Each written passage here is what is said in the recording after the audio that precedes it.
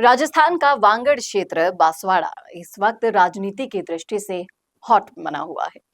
यहाँ के राजनीतिक समीकरण भी दिलचस्प बनते जा रहे हैं और भारतीय आदिवासी पार्टी के प्रत्याशी राजकुमार रोट बन रहे हैं बांसवाड़ा के भाटी। ऐसा क्यों कह रही हूं मैं बताऊंगी आपको डिटेल में सब कुछ इस वीडियो में, इसलिए बने रहिए आखिर तक मेरे साथ।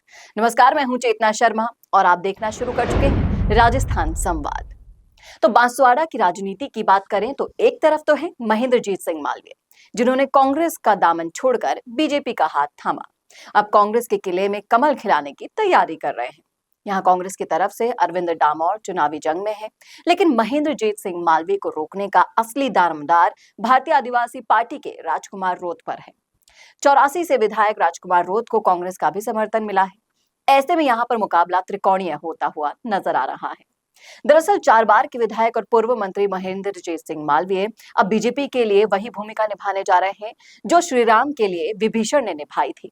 मालवीय आदिवासी इलाके के दिग्गज नेता हैं, जिनका मेवाड़ और वांगड़ क्षेत्र में काफी प्रभुत्व है। विधानसभा चुनाव हारने के बाद मालवीय को लोकसभा चुनावों में कमजोर दिख रही कांग्रेस का साथ छोड़कर बीजेपी से हाथ मिलाना फायदेमंद लगा। इसका इनाम भी उनको मिला और बीजेपी ने मालवीय को बांसवाड़ा से टिकट दे दिया। इतना तो तय है कि मालवीय के बीजेपी में शामिल होने से कांग्रेस को आदिवासी क्षेत्र में खामियाजा उठाना होगा। अब मालवीय अपने इलाकों के पंचों और सरपंचों से लगातार संपर्क कर रहे हैं और भारी संख्या में बीजेपी के पक्ष में माहौल बनाने में सफल हो रहे हैं। उदयपुर संभाग की बात करें तो गुजरात और मध्य प्रदेश के आदिवासी इलाकों में भी महेंद्रजीत सिंह मालवीय कांग्रेस के कार्यकर्ताओं को भी बीजेपी से जोड़ने की कोशिश कर रहे हैं। बीजेपी बांसवाड़ा से लगातार 2 बार आम चुनाव जीतती आ रही है।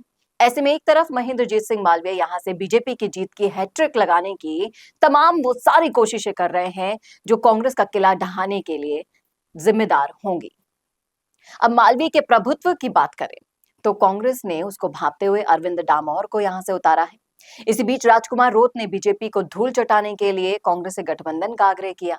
इस पर कांग्रेस ने डामोर से नामांकन वापस लेने को कहा, जिस पर उन्होंने ऐसा करने से मना कर दिया। अब कांग्रेस में हो गई है 2 फाड़, जिसकी वजह से वोट बैंक भी बटेगा। इसका फायदा महेंद्रजीत सिंह मालवीय आसानी से उठा सकते हैं।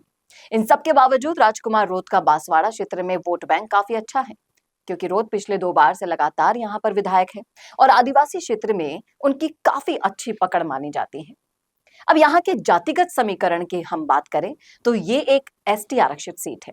यहाँ करीब 19,75,368 वोटर हैं, जिनमें 9,96,924 पुरुष, 9,78,437 महिला हैं।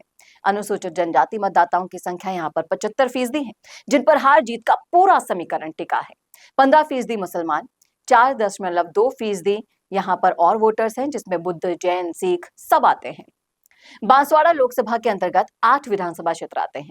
इनमें से डूंगरपुर, सागवाड़ा, गढ़ी और बागीदौरा सीटें बीजेपी के कब्जे में हैं। वहीं घाटोल, बांसवाड़ा और कुशलगढ़ में कांग्रेस है, जबकि 84 सीट पर भारतीय आदिवासी पार्टी के राजकुमार रोत विधायक हैं। ये सारी सीटें अनुसूचित जनजाति के लिए आरक्षित हैं, जिन पर कभी कांग्रेस का एक छत्र राज हुआ करता था। महेंद्रजीत सिंह मालवीय बांसवाड़ा से 1998 में सांसद रह चुके हैं। इसका फायदा उन्हें मिल सकता है। 2014 में बीजेपी के मान शंकर निनामा और 2019 के आम चुनाव में बीजेपी के ही कनकमल कटारा यहां से जीतकर संसद पहुंचे थे। अब यहाँ के समीकरणों की बात करते हैं जो कि त्रिकोणीय बनते हुए नजर आ रहे हैं। यहाँ मुकाबला राजकुमार रोत और महेंद्रजीत सिंह मालवीय के बीच ज्यादा देखा जा रहा है, क्योंकि कांग्रेस के 2 फाड़ होने से अरविंद डामोर केवल अपने दम पर ही मैदान में उतरे हैं। दोनों उम्मीदवारों को वो चुनौती देना चाहते हैं, लेकिन कांग्रेस आलाकमान के राजकुमार रोत को समर्थन देने के ऐलान के बाद कांग्रेस में भी अब असमंजस देखा जा रहा है, जिसका फायदा महेंद्रजीत सिंह मालवीय आसानी से उठा लेंगे। हालांकि अगर कांग्रेस का 1/3 वोट बैंक भी अगर रोत के पक्ष में गिरता है तो महेंद्रजीत सिंह मालवीय के लिए मुश्किलें खड़ी हो सकती हैं। तो ये है बांसवाड़ा के वो त्रिकोणीय समीकरण जो बनते हुए नजर आ रहे हैं। कौन जीतेगा, कौन हारेगा, ये फैसला तो कुछ ही समय में, कुछ ही दिनों में आपके सामने होगा। अगर आप भी आते हैं वांगड़ क्षेत्र से, इसी लोकसभा क्षेत्र से बांसवाड़ा के, तो बताइएगा कि आप क्या सोचते हैं। क्या ये त्रिकोणीय समीकरण आपके भी समझ में आ रहे हैं या फिर इससे अलग है आपकी राय? लिख डालिएगा कमेंट बॉक्स में, क्योंकि मेरी नजर कमेंट बॉक्स पर बनी रहती है। कैसा लगा वीडियो ये जरूर बताइएगा और ऐसे और वीडियोस के लिए देखना ना भूलेगा राजस्थान संवाद। नमस्कार।